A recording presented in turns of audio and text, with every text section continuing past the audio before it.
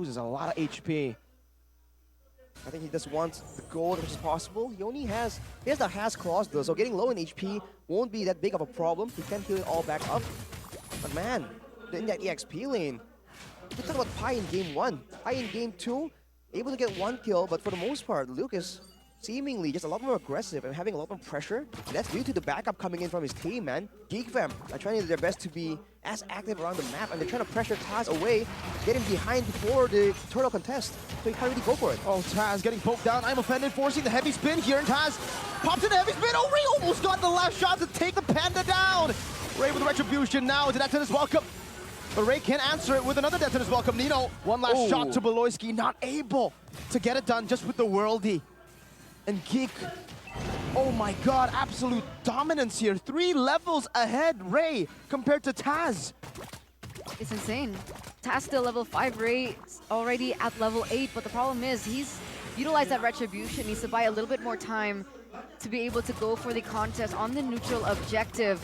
And it's actually worked out perfectly in terms of timing. The retribution for Ray is back, and there's absolutely no way that Taz can go for the contest. Even now, Taz is level 6. That's still a 3. It's back to a 3 level gap. Oh, thunderclap and just a scratch there.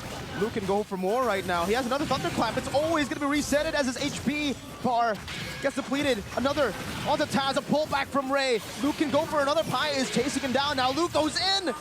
And Pi forced to use the vengeance, still chased down by GEEK. Taz under the turret. Oh, a shot from a boy, not connecting, but Ray will utilize his advantage even more. Into the enemy jungle he goes. Still 3 whole levels ahead of the Panda. The Dino. Walking in solo, just undeterred. Despite having a Mathilda in the mix, they just can't match up. Look at this go. So, that's some damage coming in from Krite. That's a really good punish, actually. With him being taken off the board, Beloyski should be the next one. I'm offended now. Dora Wolf King Krite brings him back. One last shot should do it. Beloy gets scratched by Rossi. Those booms able to secure another kill. 2 kills over to Alter Egos. They look to siege down his turret in the bottom lane. Nino gets it done. That's the guiding win as well to get out. But back to your point, Arashi. Well, yeah, all things considered, I almost forgot the point I was making to how surprised I was. But Alter Ego, they do have still some good amounts of damage, especially against Chadera. He is being shut down, but he is a level ahead of Nino still, even though Nino probably has a lot more gold due to taking out the turret. In the grand scheme of things, Taz is just suffering the full brunt of the aggression, but as a result, the other laners are relatively untouched. And when it comes to objectives, actually, Alter Ego are still equal when in terms of structural takes on the map. Another siege attempt, but a thunderclap now. Oh, Nino, you cannot ignore this damage, brother. Forced to run away, still has a Purify, but Ray now catches them. Guiding win. And a stolen death is welcomed by Crown as he flickers backwards now, but Luke goes in for the thunderclap. Taz pins Luke and Ray down. There's a lot of damage to the world. He plays down as well, but Luke just gets out with the flicker. Nino looking for some more, but now the conceal from GEEK to escape. Nino putting some damage down. Meanwhile, Chadera soloing the turtle, utilizing this space to go for the turtle all alone. He can't finish it alone, right? He can if he's given enough time. Is he going for it? It looks like it. His team comes in, cuts off the response of Alter Ego. What? Even if they try to stop that, the team just rotates as well. That will be actually done in exchange for a turret though, hang on. And another turret in the bottom lane, so GEEK are playing it well. It's always a better trade for GEEK. It was looking equal earlier, but with that one turret taken as well, that is definitely worth it for GEEK. Alter Ego, they gotta play around Nino right here. They have been sacrificing so much to let Nino online. Can they go for Ray here? Oh, if they use all their resources on the tank, it's not gonna be good. The Death is welcome. Use them, and Chadera will use the Blazing Duet. Instant vengeance now. It's Ray brings 2 members back in. Krite won't be able to pop in. The Death is welcome. Chadera versus Nino with some damage, but Luke has entered this team fight now. The jungler traded in for the mid laner. Looking pretty intense right here, man. Despite the fact that GEEK fam have had all the control and is sitting on a 2k gold lead, you have to wonder what's really going on, especially in the gold lane. Chadera now, with the sequence of events, have the Demon Hunter Sword as well. But Nino with the Berserker's Fury, he'll have a lot more burst threat against squishy targets though. Uh-oh, boys, gotta be careful. Flickers back towards Chadera. And the Circle's Eagle will get Rossi out as well. It's crazy that Alter Ego are falling behind, and yet they're still committing to these fights. They're still committing to these trades, and it looks like every time they go for it, GEEK gets something a little bit more favorable. I don't know what they're trying to do. Are they looking for a miracle in these team fights? I mean, they're so far behind. We'll go on to Taz. And he's still saving the He's gonna die. Oh, the heavy spin used up now. Taz, one last shot. Gets out. But no heavy spin for a few seconds. Another window for GEEK. There's just so much damage on such low commitment from GEEK fam. They didn't really use too much. They weren't really forcing any battle spells, and they still were able to just slowly but surely melt Taz down. And that's a big problem right here. Taz is always denied with very minimal resource usage from the side of GEEK. And look at the gold lane. Despite the fact that Chidera has been hard farming, the fact that Nino has 2 kills, they're actually equal in gold. So GEEK fam with more turrets, more kills, or not more kills, but more control around the map, and yet they're still getting Chidera a lot of farm on curve. 2-man, I'm offended, is now the Circling Eagle. We placed down onto a boy. Oh! Ray almost got CC'd, and it was almost bad for GEEK fam. Pai gets chomped up. Nom nom nom. The vengeance. Not useful here in this particular situation. Luke. Now it's Luke who dives in deep, quite very low. And another shot onto Nino. Luke waiting for an opportunity, gets the health bar back. Losing Beloy and Ray, trading it for Pai and a Lord. But that was really good heavy spin cover from Taz to deny Luke that kill pressure that he ought to have earlier on. And that denied a little bit more away from GEEK. But in the grand scheme of things, with the Lord already marching in the bottom side as well, it looks like they found their jam here, especially Chidera already has his core items, right? Yeah, Chidera is sitting already on the 3 main items, the Corrosion Scythe, Demon Hunter Sword, and Golden Staff. So he can't be left alone. And the problem right now is, look at that damage, man. That's the problem. Taz is responsible for the heavy spin cover to deal with the Masha. He's responsible for looking for information, and he's also responsible for trying to contest with the retributions. They're putting so much responsibility in the hands of one player right here. The rest of the team needs to try and have more impact in the game right now. Talking about the items though, Nino also has a Malefic Roar, so he's going to be chunking, but he's also, of course, threatened a lot more than Chidera in these fights. Is that a power spike for him? Has Nino reached a power spike yet? I think the main power spike is the Berserker's Fury. He reaches an earlier power spike, but with the Malefic Roar, that's definitely still a big power spike, especially dealing with the main front lines, like Ray or Beloyski, when they really walk up to try and gain positioning in these fights. Okay, so technically Alter Ego are ready. No. No, No. not ready yet. Not quite. It's all about the timing, right? Yes. You should have secured the Berserker's Fury way earlier. You should have secured the Malefic Roar way earlier. Because now, yeah, he has a Malefic Roar, but Chidera just finished a Wind of Nature. The timing is just not right on that power spike. So GEEK fam have basically closed that window from AE. We're talking about Chidera on the other hand. Chidera becomes the most, oh, wait a minute. Are they going for, oh, what? Wow, Rossi, where did he go? Krite gets poked too. My god, that damage. What?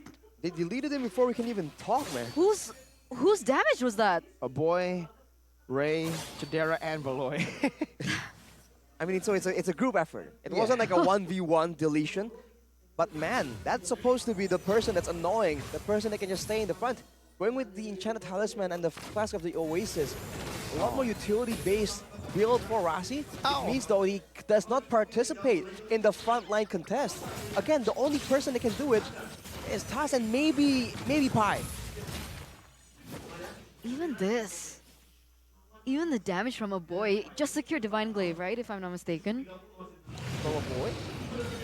Yeah. He has the Divine Glaive, yes, along with the Lightning Truncheon and the Enchanted Talisman. So like the damage is already ramping up. The penetration, you can already see him being able to chunk from such a distance. There you go, half health almost on Krite. Oh! What? I'm offended. And the flicker now to Thunderclap. Krite going to be deleted. Chidera in the midst of it all, just doing some damage, not even using the Blazing Duet yet. And Alter Ego are forced back. Luke is just recalling in the face of Alter Ego, and GEEK get another uncontested neutral objective.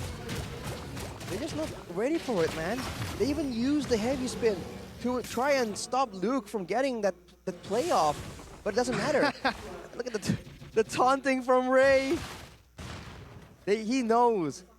He knows that the audience will appreciate that for sure, but Alter Ego, now they just force a turtle, and with the next Lord coming through right here, This should be several base turrets. At worst and at best, this can be the end of the game, man. GEEK are that far ahead. It's not just the end of the game. If GEEK win this, this is gonna be the beginning of the end of Alter Ego in Season 13 as well. The beginning of the end for sure for Alter Ego. GEEK looking for the zone. Beloyski getting shot once. I'm offended, not connecting. Alter Ego looking for an angle to possibly turn this around, but look at this wave manipulation. Beautifully done by GEEK fam. That was just one wave. Now with the Lord and another wave in the mid lane that is enhanced by the Lord buff. Easy 2 base turrets. Slowly but surely, another wave comes down towards that top lane. Chidera on the turret. 3 base turrets. Beloyski with another attempt. I'm offended, but if it doesn't work out, they can always just back away, and that is what they do. Clean, composed, poised. They didn't even have to commit with any resource, like big resources, Just right? I'm offended. That's it. That's the big problem the whole time in this game. Whenever they're trying to dictate a play and force Alter Ego to something, they don't use a lot of ultimates. So they can save all that for when the fight actually breaks out. Like we saw right there, all they did is just stand there, do some damage, and zone away at this point using damage alone. You see, a boy just hit this power spike. He also has the Blood Wings now. Even more magical damage coming in, and some survivability as well. So even if he does get targeted in the next fight somehow, he already has a solution for it.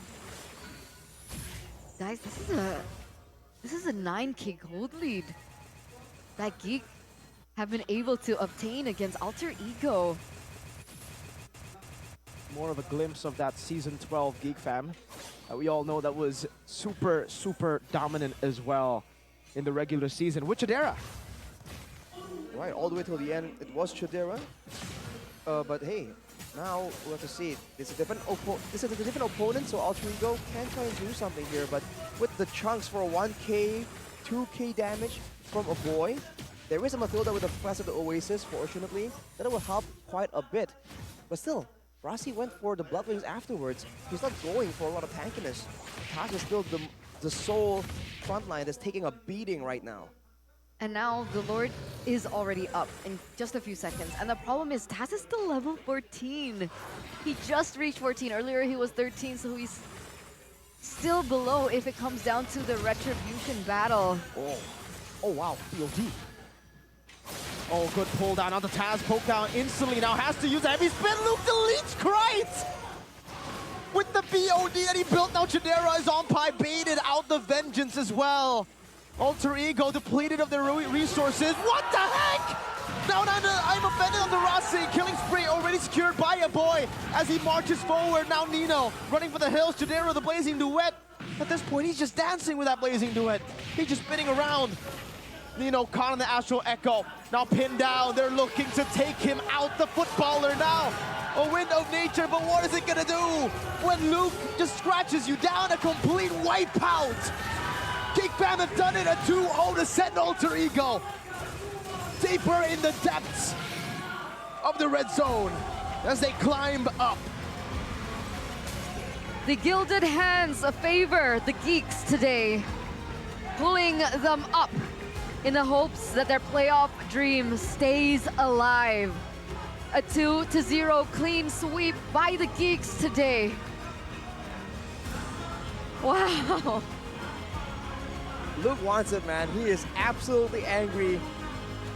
Setting up for his team in Game 1, deleting everyone in Game 2 with a double BOD Masha. GEEK fam just make a statement, man. They're on the bottom, but they will not plan to stay there. Clean sweep. GEEK extends Alter Ego's losing streak to 6. The highest loss streak This season. But it seems Alter Ego, they've lost their groove, they've lost their momentum completely. Anything can happen. How the mighty have fallen. You can be number one day, and then fast forward 7 weeks later, you're at the bottom. What a turnaround. I don't think anyone expected this. Alter Ego, one of the tournament favorites coming in, especially after their performance from week number 1, the story has completely reversed on them. So it was Evos with a 4 times win streak, and then Alter Ego had it at 5, and now it's 6. Man, Alter Ego. Oh my god. Condolences. To Alter Ego, because they have forgot how to win in MPL. Oh my god, that's brutal right there. Yikes. Oh, that's from an Alter Ego fan. fan. As they will have to read that. The players, the coaching staff from the back. That looks grim in the back room. But I'm pretty sure it's going to be a different story for the victors earlier on. And with that, ladies and gentlemen, let's talk to our runner-ups last season. Let's talk